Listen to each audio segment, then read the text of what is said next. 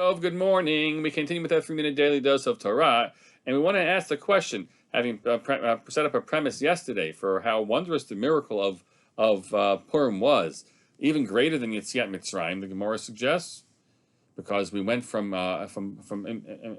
extermination, facing extermination, to having life handed back to us.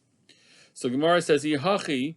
If we recognize that, then let's ask a different question. Hallel nami nema. Why aren't we reciting Hallel as we would on Pesach and on other days as well, as a song of praise to God for having been saved?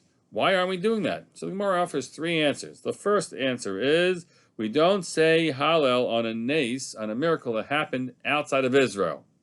The Gemara says, wait a minute, didn't Pesach happened, the story happened outside of Israel today. Okay, and once we had returned to Israel, we no longer recite Hallel for such things. That's the first answer the Gemara offers.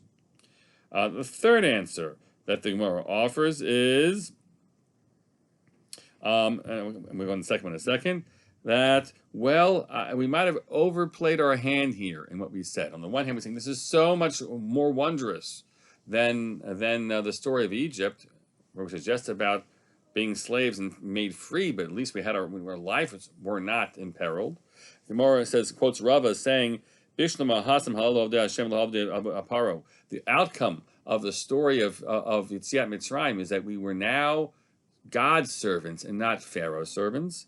But the reality of the Purim story, which is a really sobering point, is that when the Purim story dust settles, we're still the subjects of Achashverosh. We have our lives. We're no longer, facing imminent death, but we're still living in under the same realities of subjects of a foreign king in a foreign land.